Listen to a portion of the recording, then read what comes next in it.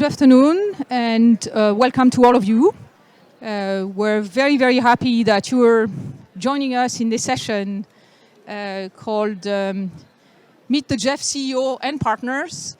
It's a real pleasure to see a dense audience here. Even though we're limited in numbers, we're extremely happy to have you. Before we get going and before you eventually get a chance to really mingle and ask questions, and we have a broader team of GEF and partners here for that kind of interaction after we have a chance to stand up, I wanted to say a few words about the GEF, but most importantly about Carlos Manuel Rodriguez, whom I have the pleasure of introducing. You either know the GEF, or for sure you know in some of the agencies that the GEF works with, because they are some of the most important agencies working in the area in terms of size and experience. And so we have a lot of our colleagues from the various agencies with us today. They go from the regional banks for development and the World Bank to many of the most relevant UN agencies, large NGOs, regional and national development banks. So you know their names and you'll see them around.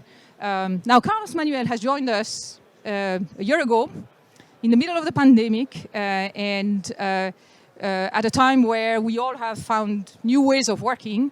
He's made a huge difference to the GEF already and to the GEF partnership in the context of the ongoing replenishment that we're having for GEF 8.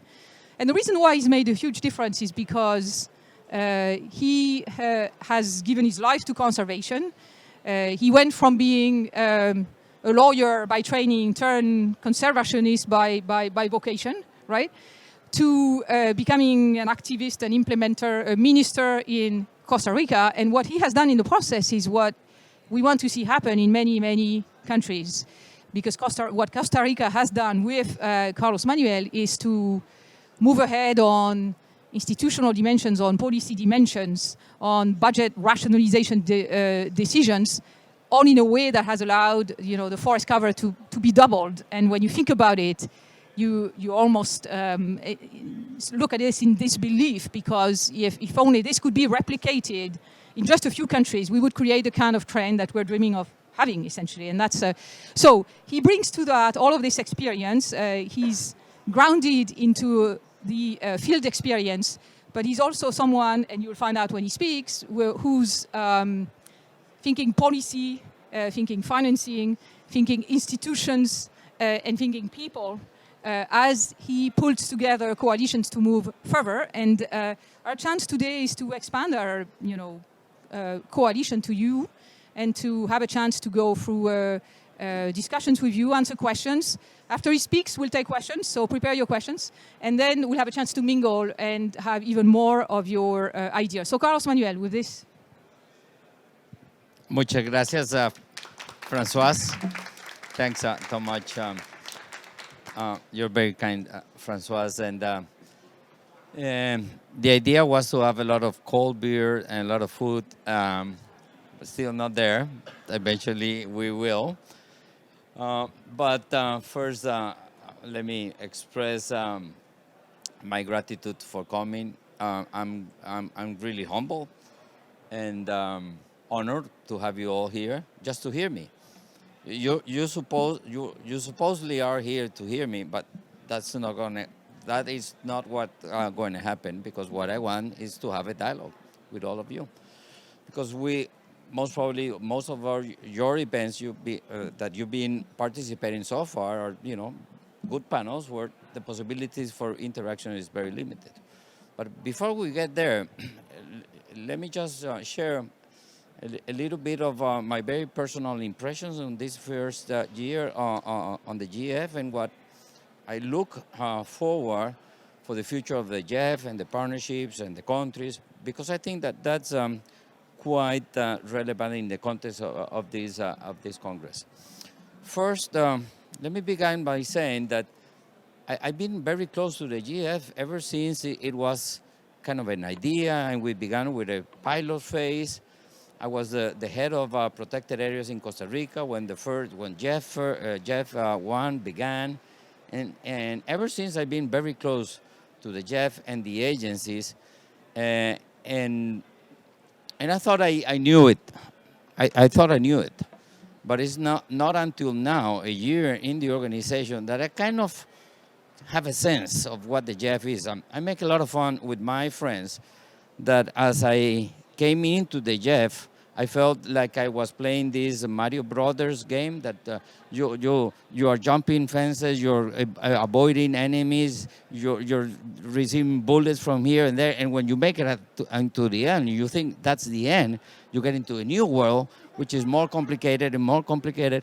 I've been in this process of Mario Brothers kind of worlds as I try to understand the whole and beautiful complexities of the GEF. First thing I found is that the people who work there are world-class professionals, real people who are really committed and with a high expertise in what they do. And as opposed to my previous job, a year ago, I was a minister. You know, as a minister, I was building bridges, ideas, and had a lot of guys on the other side destroying the bridge.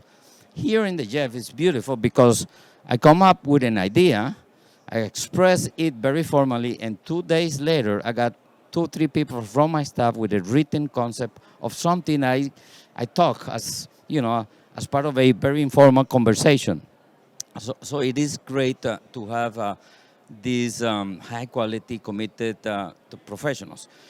The other thing that I realized is that, based on the fact that I thought that I knew the GF, was that I didn't knew it. And the responsibility was not mine, rather than my operational focal point in Costa Rica. I trust everything my operational focal point told me about the GEF.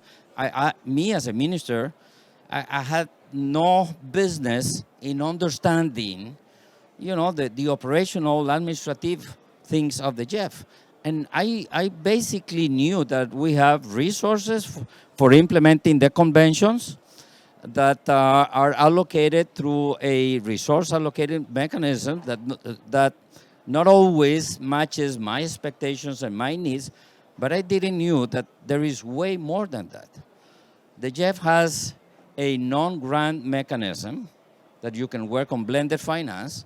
If I knew that, I would probably build 20 visitor centers in the national parks, going from using just 1% of the national park for tourism to 2%. I will pay that. I will pay that loan based on the revenues of having more tourists, and I will make the system of protected areas in Costa Rica totally sustainable.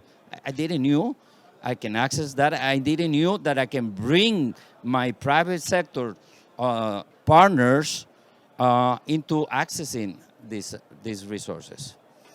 And the same with mercury and chemicals.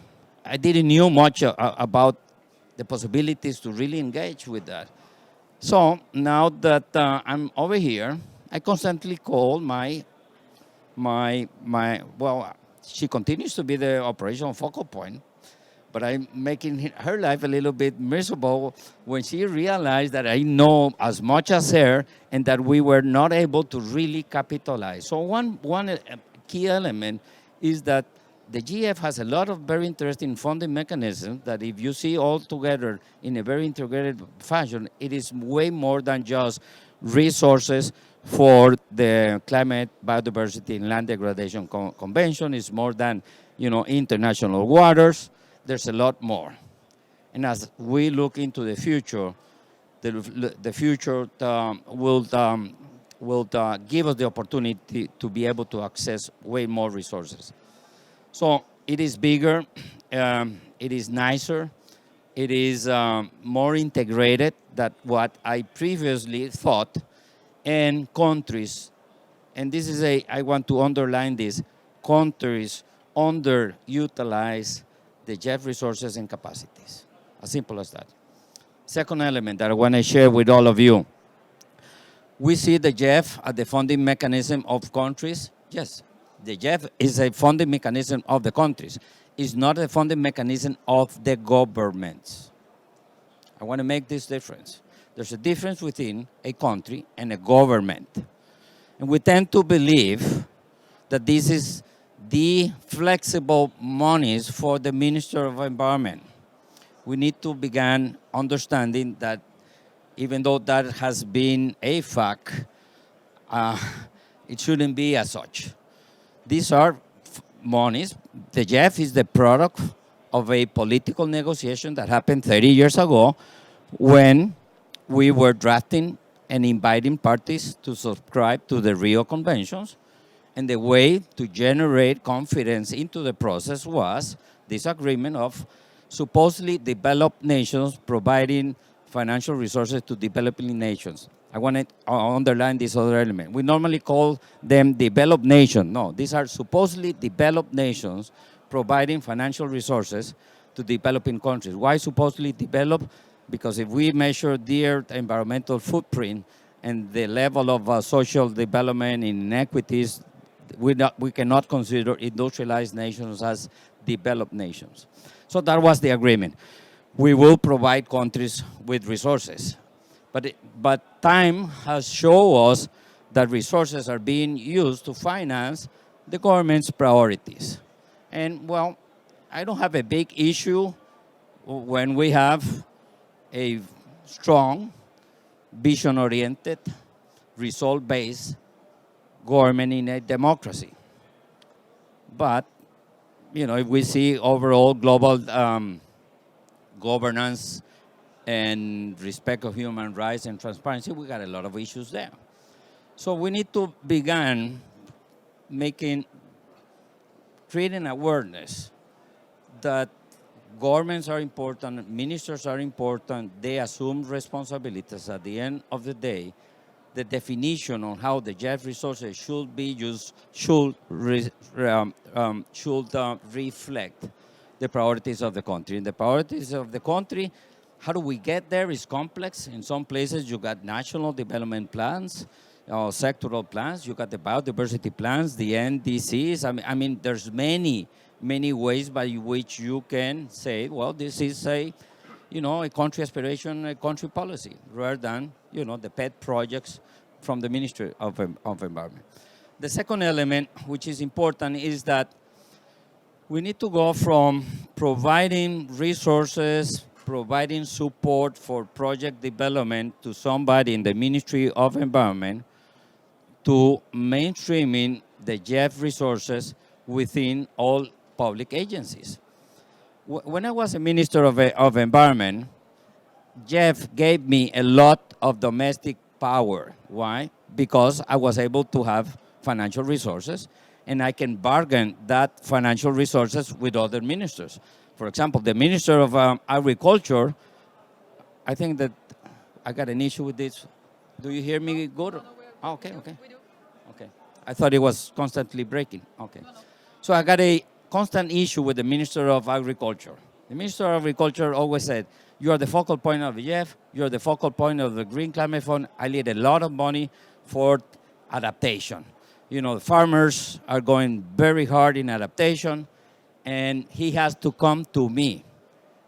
It's the only time a Minister of Agriculture goes begging to a Minister of Environment, because normally it's the other way around. It's the Minister of Environment telling the Minister of Agriculture, stop those crazy policies that only generates deforestation, land use change, and emission, stop using chemicals, stop subsidizing the fishing and the agriculture. It's the other way around. So I use my GEF resources as a good way to empower myself as one of the actors in the landscape. And in theory, when I was a minister, in theory, I said, well, you know what? I'm being extremely selfish because, climate change impact all sectors, and the GEF resources should respond to the National Development Plan. So the focal point should be in the Ministry of Planning. But I was a minister. GEF and the Green Climate Fund gave me local domestic power. I didn't want to lose it. Now, I got it, because if we continue providing resources to the ministries of environment and their priorities, and let me tell you, they can be great, fabulous projects. When I see the portfolio of what we have it is beautiful. I mean, we are addressing every single issue on different levels, on different scales, with different stakeholders. But at the end of the day, it's responding to one main agency. Yes, that one main agency has a large responsibility to, to position sustainability and create indicators in all sectors. But to be frank, ministries of environment are not politically strong, and I've said it here a couple of times. Half of the ministers of environment of the planet doesn't know nothing about environment, so they are not, entitled. They don't have the capacity to really mainstream nature conservation within development policies. The focal point of the GEF and the Green Climate Fund should be in the ministries of planning. And Ministry of Environment, Ministry of Agriculture, Ministry of Natural Resources, Energy and Mines should respond to that. That's the theory. And we need to move towards those structures because that will give us the possibility to really have an impact beyond one agency or one sector. So that's one important element that I strongly believe is relevant and is important and we need to understand. The other element, and I can go for an hour, and this is not my plan today, but I can easily go for an hour, and I want to hear you and have a little bit of a dialogue. The other element that we need to, and I most probably won't be able to go in this introduction to the future of GEF, but we can do it in the dialogue. The other element, which is extremely, extremely important, is that we're talking about the climate targets and the Paris Accord, and the land neutrality in terms of degradation and the post-2020 framework. And we talk about how do we design the best targets. We talk about, yes, how do we mobilize resources from all sources. And I will stop there just in a minute. But we're missing a big, big component of everything in order to be on track for that desired nature positive, carbon neutral, pollution free future. We will never achieve that nature positive, carbon neutral, pollution free if we don't address the institutional failure. And I was already talking about the institutional failure. What is the institutional failure? The institutional failure begins or is the thinking that is based on the fact that we think that with the same institutional framework we have in the public sector today, we will achieve those sustainability goals and targets. The problem is that the institutional setting framework is the responsible for the problem we have today. We got too many agencies working with too many natural resources in the same landscapes with the same stakeholders. We got agencies for renewable natural resources. We got agencies for non-renewable natural resources. And when we talk with regards to renewable natural resources, we got a forest service in agriculture. We got a national park service in an environment. We got a wildlife service here. We got a water agency over there. There's somebody working on REDD+, another working on adaptation. I mean, it's a mess.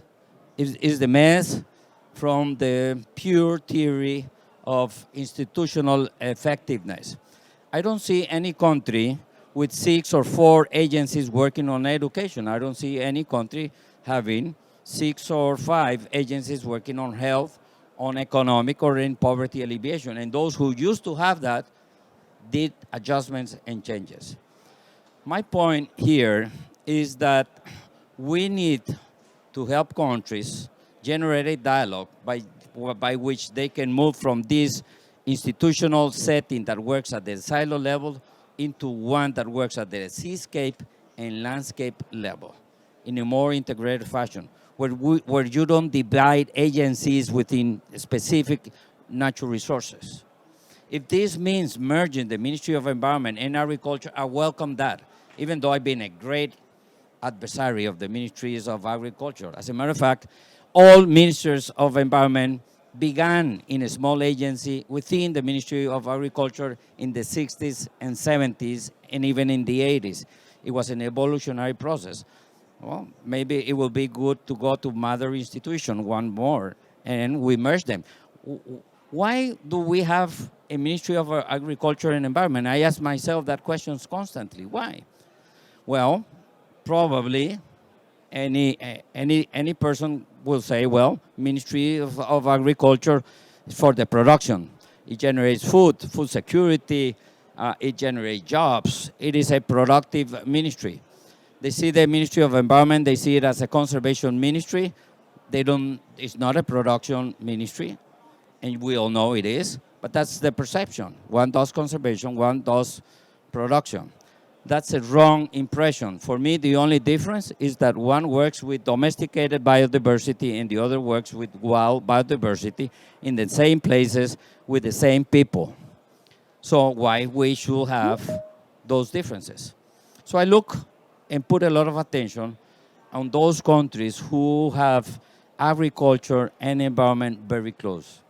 The UK has DEFRA, and I put a lot of attention on DEFRA. Unfortunately, there was not a baseline in terms of the natural capital before DEFRA brought environment and agriculture, but there are 8 or 7 other countries who have something very similar.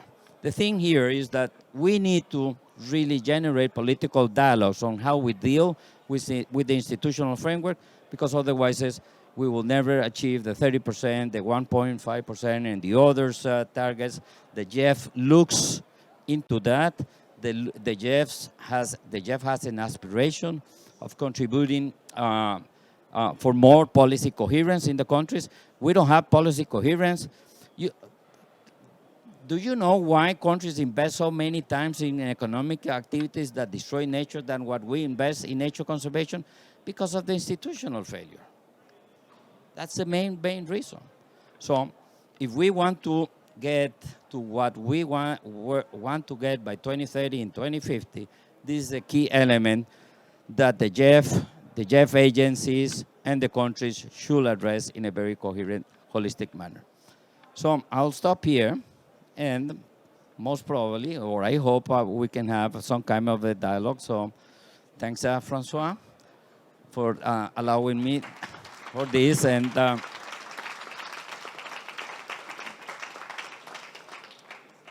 so anybody has a question or a comment? Please introduce yourself and go for it. Hello, my name is Pia Pavi from Forever Costa Rica, Asociación Costa Rica por Siempre.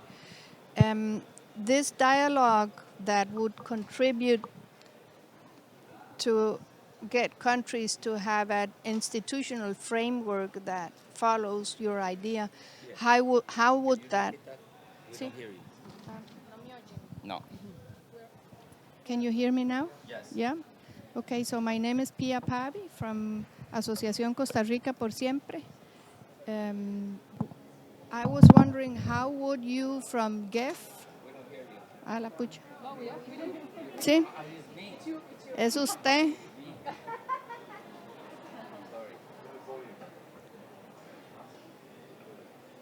Tiene que conectarlo. ¿Lo prende? Ahora sí. Okay. So my question is, how from GEF can you promote a dialogue that will facilitate governments or countries, not governments, countries to get to this goal of an institutional way of working that would create policy more harmonized with? Well, that's a good question, Pia, and I don't have a concrete proposal. Well, we got a lot of things that we can use for that. One is we got a country support program where the GEF works closely with the operational and political focal point. We do workshops, we generate dialogues at the country level, at the regional level, at the level of the constituency, and I believe that is a great space for that. We're talking about designing a country engagement strategy, something where the country support program responds to. We don't have a country engagement strategy, and do we need 200 or 150? I don't know. Probably we need a kind of a regional approach in terms, or an overarching framework that can help us generate that. Also, I think that every single project that the GEF does, every single project of it that the GEF does must contribute, must have policy-relevant outcomes and outputs. You know, I've been in this business like you all for 30 years. This is how it works. We do a project. We create a protected area. We do, you know, we work in forest fires. We work in deforestation. 3-4 years, we do a lot of effort, learn lessons. We put into practice the theory. And after 4 years, we organize a half-a-day workshop for decision makers. And we present in half a day what we did in 4 years to a policymaker, thinking that he will get inspired and will change the laws and will fight with the sectors. That doesn't work. From day one, we need to have components of the project that is contributing to very specific, well-defined policy goals and targets. We don't have that. There are a few projects that I have seen that do have that, and I, really like. But from GEF 8 on, I will be working with the agencies and the countries to really help them design projects that can contribute in generating that. So that dialogue can happen in many different ways. But there should be, one of the first rules, when somebody has a drinking problem, fortunately I never had a drinking problem, but I had a lot of friends who that drink, and I remember that the most important thing is to recognize that you got a problem and you need help. At this moment, governments in their production and consumption system have a heavy drinking problem. They have an habit, very bad habit. And they, when I see them in their climate and CBD proposal, they are basically telling me I will quit drinking whiskey, but I will continue drinking beer. That won't help them. So we need first to recognize the problem, ask for help, and if that doesn't work, there should be an intervention, one way or another. How does that intervention operate? Well, it's civil societies, private sectors, political forces. The GEF wants to contribute to a healthy, objective, science-based political dialogue, science-based political dialogue. The science is not just on the biological science or chemical science. There's political sciences, social sciences. We need to bring those sciences into the decision-making processes of sustainability. And one science is, political sciences. And the institutional failure is something that we underestimate. Let me give you a very good example of a institutional failure. A few years ago, I was working with CI, and I was leading the policy center at CI, and I was trying to prove a hypothesis. My hypothesis was the level of deforestation of a country is closely related to where the Forest Service is located. If the Forest Service is located in the Ministry of Agriculture, most probably the level of deforestation in that country is higher than if the Forest Service is located in the Ministry of Environment. Why? Because a Forest Service in the Ministry of Agriculture is seeing and managed just timber. A Forest Service in the Ministry of Environment, their presumption is that they see timber, they see non-timber products, they see biodiversity, they see people. Well, I did a quick research in Latin America. I found out which country has the Forest Service in the environment, which has the Forest Service in agriculture, and guess what? Those countries with the Forest Service in agriculture are struggling the hardest in terms of forest conservation and deforestation. As simple as that. We don't do that research, we don't do that analysis. We need to put that data and develop that data the same way we are putting the economics behind the need for sustainability. Anybody else?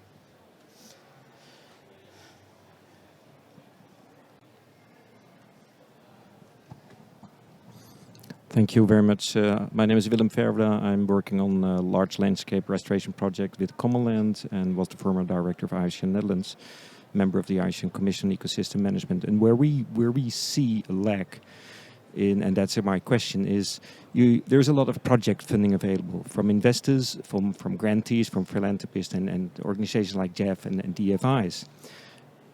But we walk the path for 20 plus years.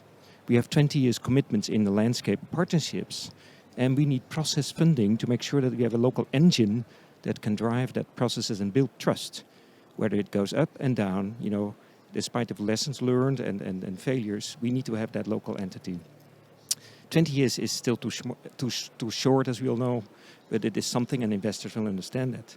Will GF and let's say the entities behind you consider more, let's say more efforts to have long-term commitments toward landscapes and process funding? Because then the project funding will come. I'm not worried about that. Thank you. Sure.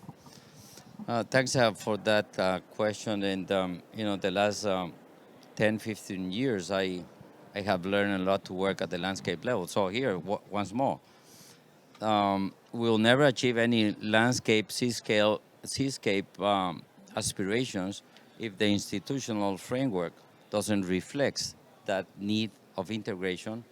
And that is a key element, because we will keep on working on little pieces of the landscape, even though, we got a, landscape management objective or restoration. So that is a fundamental element. The GF, basically in the last 8 years, has been going from directing their objectives in solving a problem to understanding the root cause of the problem and how we address the root cause of the problem with the very limited resources. Because yes, we invest $1 billion a year. That sounds like a lot of money. We invest $300-400 million out of that $1 billion a year in biodiversity conservation, but $400 million in biodiversity conservation is 0.5% of what we humans are investing on an annual basis from all sources. 0.5%. And if we put that in the context of the financial need, I mean, the numbers, the zeros grows in both directions a lot. So one way to maximize and optimize the resources of the GEF is, breaking the internal silos, which are original to our mandate. Our mandate was, you will work with this convention, that other convention. You will set your objectives, indicators, and everything, and we did that for many years. But the conventions were really on us, verifying that we are complying on that. So for the last 8 years, we've been, experimenting the integrated approaches. We've been, going from just the convention into cities and into biomes, into seascapes, into transboundary conservation, and that has proven to be good. The independent auditors, evaluators, has told us that what we've been doing in that field is positive. And as we generate better indicators and better measurement, we see that 80% of our climate investment has high biodiversity co-benefits. So for us, it's a no-brainer to begin breaking those internal operative silos and be able to give at least full flexibility to the countries to use their focal area resources. And move into more and more integration. We're going from 2 or 3 integrated programs into 11, dealing with many different things. And that is the product of this ongoing learning by doing process. But it's very interesting that ongoing learning by doing process is happening at the conventions and also at the country level. Let me share, to finalize my response to you, that when I was in government in 2018, GEF 7 was beginning. So Jeff told me, Minister, you got $12 million. You use it as you wish under this broad framework, okay? As I was informed about that, UNDP, small grant programs, come and knock my door and said, oh, small grant program is very important in Costa Rica. And I told him, I know the program before you were born. You don't need to explain me how important it is. So he said, well, I need money for the program. So I didn't realize that I didn't have another bucket of money for the small grant program. I had to assign it from my star, which is the most perverse incentive you can see, because a politician takes the decision of how much money, if any money is going there, goes to civil society. This is because Costa Rica is a graduate country. So we need to, we need to create some direct accesses. Of course, not all countries, recipients of GEF resources, like this idea of creating direct accesses, because I want to be very frank with you all. Not all countries believe on civil society and the role of civil society. So the less money that goes there, the better for me. This is a reality. I'm not making it up. So and I said, well, okay, you can have $3 million for a small grant program. And I was happy. I didn't know that at the end of the day, out of those $3 million, only 50% will hit the ground. I learned that later. So that's an issue. The other is, well, I had $9 million from GEF to finance the most relevant political project I have. And I was beginning my term as minister. So I began thinking, how do I use it? I got a lot of needs here and there. I won't use it for dealing with an emergency or an urgent issue. I will use it for something that can be transformational. Costa Rica has done a lot of very interesting things, so it was easy to me to think that the GEF resources should help me do the transition from this crazy, inefficient, irrational economic model into the circular model, the green economy. Help me do the transition, really engage with policymakers that manage the economy, that manage the data, that the central bank, and let's how do we level the economic playing field? How do we tax people for polluting and help those who don't pollute? How do we, go from the payment of environmental services into more? And, the GEF was unable to help me on that because you got to use it for biodiversity, you got to use it for climate change. So my project didn't fit the structure of the GEF. So I had to do contortions, all kind of contortions, to design something that was far from my original idea. So we need to move the GEF and the partnership on the understanding that if we don't do those strategic structural investment, whatever we do at the convention level will never move the needle. Okay, so a couple of more, and seems like one? Final one. One Okay, more. over there. Short one. Okay, thank you. I am Miriam Monteroso from Guatemala. And I know that you are aware of how Guatemala situation is. What we have the problem with GEF is that every project needs the endorsements of the government. Our last Ministry of the Environment was a photographer who didn't care or knew anything about the environment. So we don't receive anything. It goes to get computers for the minister or equipment for the minister, and it's not really getting where it should get the money. So I think it's probably time to rethink how GEF is going to work. I mean, who am I to say that? But what I see is that it's not reaching the people, it's not reaching the biodiversity. It goes more on funding governmental offices. So, Thank you, Miriam. Well, I agree and disagree with your statement. GEF has a very positive impact. We measure it in a very objective science base. The challenge is, the issue is that even though we do that, we don't move the needle in terms of the big structural changes. And well, the GEF is a multilateral organism where countries agree on providing finance and receiving finance for project development for the implementation of the convention. And even though from the early days we got the small grant program, the mechanism is country driven and it responds to countries. And yes, ministers and governments have a big say on this. I said many times through today that the money shouldn't be seen as money for the government, should be money for the country. It's up to the country to organize themselves in the right manner to respond to this objective.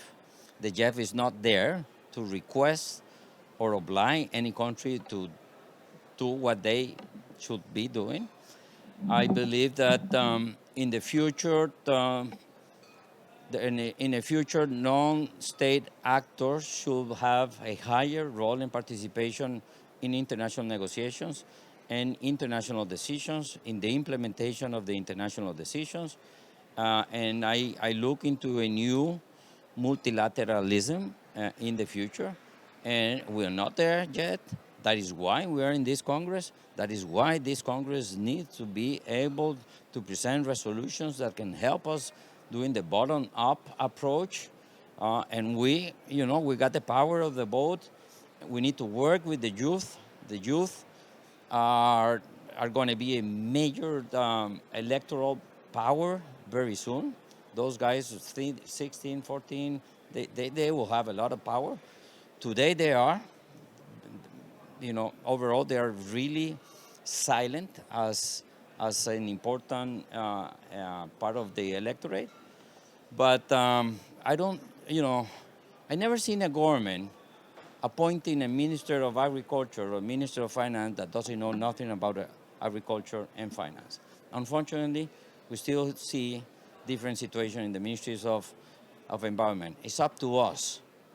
It's up to us, not to the president or politicians. It's up to us to really begin changing that. And at least in my country, in Costa Rica, there's kind of a baseline in terms of profiles, in terms of reference.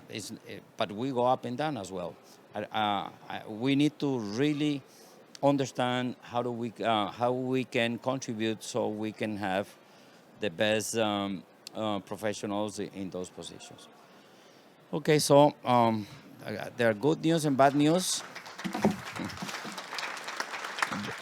The good news is that we have drinks, and the bad news is that there is no beer.